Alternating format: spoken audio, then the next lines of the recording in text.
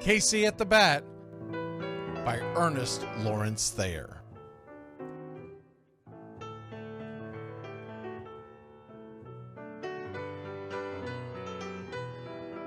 The outlook wasn't brilliant for the Mudville Nine that day.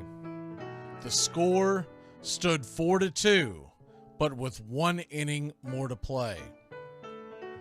And when Cooney died at first, and Barrows did the same, a pall-like silence fell upon the patrons of the game. A straggling few got up to go in deep despair. The rest clung to the hope which springs eternal in the human breast. They thought, if only Casey could but get a whack at that, we'd put up even money now with Casey at the bat. But Flynn preceded Casey, as did Jimmy Blake, and the former was a hoodoo, while the latter was a cake. So upon that stricken multitude grim, melancholy sat, for there seemed but little chance of Casey getting to the bat. But Flynn let drive a single, to the wonderment of all, and Blake, the much despised, tore the cover off the ball. And when the dust had lifted, and men saw what had occurred, there was Jimmy safe at second, and Flynn a hugging third.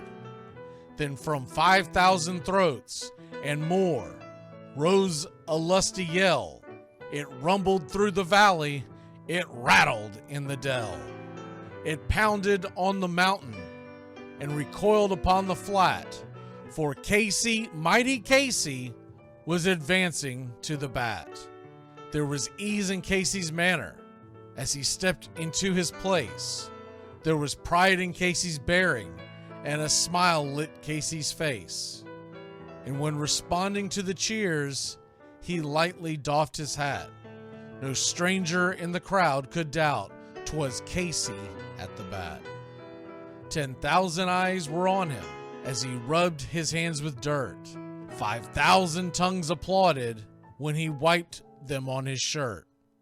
Then while the writhing pitcher ground the ball into his hip, defiance flashed in Casey's eye, a sneer cooled Casey's lip. And now the leather-covered sphere came hurtling through the air, and Casey stood a-watching it in a haughty grandeur there. Closed by the sturdy batsman, the ball unheeded sped. That ain't my style, said Casey. Strike one, the umpire said. From the benches black with people, there went up a muffled roar, like the beating of a storm waves on a stern and distant shore. Kill him! Kill the umpire! Shouted someone on the stand, and it's likely they'd have killed him had not Casey raised his hand. With a smile of Christian charity, great Casey's visage shone.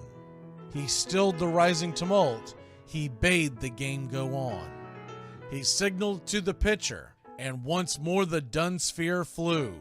But Casey ignored it, and the umpire said, "Strike two!" "Fraud!" cried the maddened thousands, and echoed answered, "Fraud!" But one scornful look from Casey, and the audience was awed. They saw his face grow stern and cold. They saw his muscles strain. And they knew that Casey wouldn't let that ball go by again. The sneer is from Casey's lip. His teeth are clenched in hate. He pounds with cruel violence his bat upon the plate. And now the pitcher holds the ball, and now he lets it go, and now the air is shattered by the force of Casey's blow. Oh, somewhere in the favored land, the sun is shining bright. The band is playing somewhere, and somewhere hearts are light. And somewhere men are laughing, and somewhere children shout. But there is no joy in Mudville.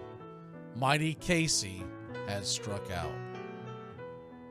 Casey at the Bat, Ernest Lawrence Thayer, published June 3rd, 1888. San Francisco Examiner.